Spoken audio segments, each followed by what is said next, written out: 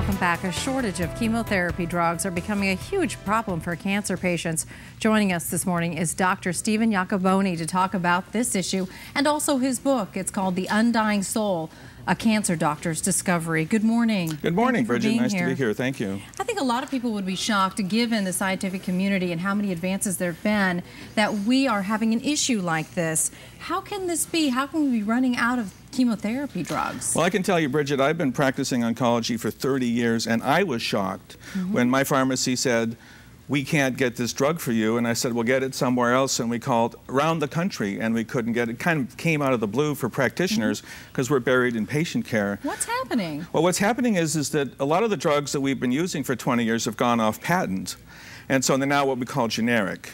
And the drug companies are mandated to have a minimal profit when they produce these drugs, so they are sort of minimalistic in their production. In other words... So let's step back. Okay. Before they became generic, they could make the drug. It was expensive, but people were paying a higher price for it, so it was cost-effective to make the drug. It was cost-effective, but now, once they go off patent, the profit virtually disappears, and in fact the profit is mandated by legislation, by Medicare legislation, that the drug company can't make enough money to make it worth their while, so they don't produce very much drug. What they do instead is they market the new drugs that are on patent that are profitable. Okay, we've got a list of some of the drugs that right now are running low for people and cancer patients and doctors in need, and these are some of them. So these were manufacturers and cutting-edge drugs, say back 5, 6, 7, 8 years ago? I've been using these drugs for 30 years, 25 to 30 years. And they treat what kinds of cancer? Just all kinds, breast, leukemia, lung, ovarian. That's just a short list. There are probably about 5 or 6 others, but I thought that So this is an economic issue? Is this a government regulation issue? It's is it a government regulation issue. The drug companies would be happy to make a sustainable profit and produce the drug at such a way that they could sell it and make a living doing it. But if they're told you can't make any money doing this, then they just lose interest in it and put all their time and effort in the more expensive drugs. So is there anything patients and doctors can do at this point?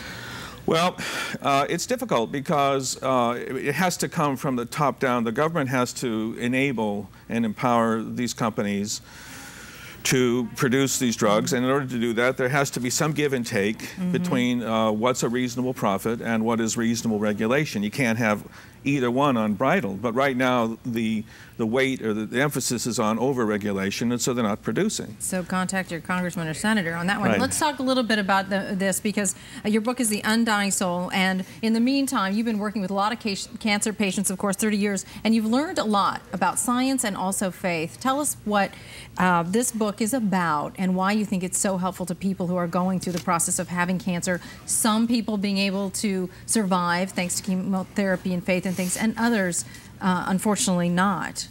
Well, the book is about it's a collection of stories of patients that I've dealt with over the years, select stories, and each story illustrates a certain patient's journey seen through my eyes, because my experiences with them are pretty intimate. You know, we see each other weekly. I see the family, I see them come in, and I see them die. So it's a lot of drama. Yeah, and I'm that's sure what it's heart-wrenching. Well, it's what compels medical oncologists, all of my colleagues, to do what we do, because there's so much there that's deep and endearing. But the problem is that while we do focus on curing patients and putting people in remission, it's also true that many patients still fail, and they die of cancer. Of course, we know certain celebrities who, despite being billionaires, just died of cancer. Steve Jobs. Right, and so, cancer, what does that person do when the doctor has to finally say, there's nothing more I can do for you medically? 30, 50 years ago, the answer was simple. I was just going to pray and go to heaven. That belief system is not as intact and entrenched and native to the person's mindset as it used to be. And my book is a is a call to return to that fundamental truth that has guided humanity since the beginning of time.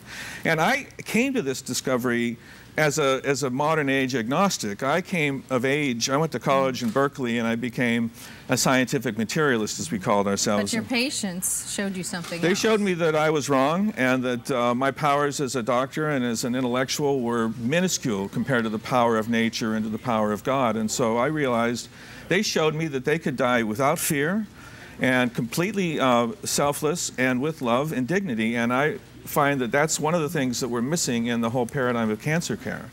So that's kind of my mission. And the book describes the patients who couldn't do that and the patients who could, and the difference in how to get from one place to the other, because family members and patients are stuck in this dilemma of not being able to access the truth, the ancient truths that humanity has been. Both in hope in both scenarios, both access to drugs and also access to being able to cope with such a horrible situation.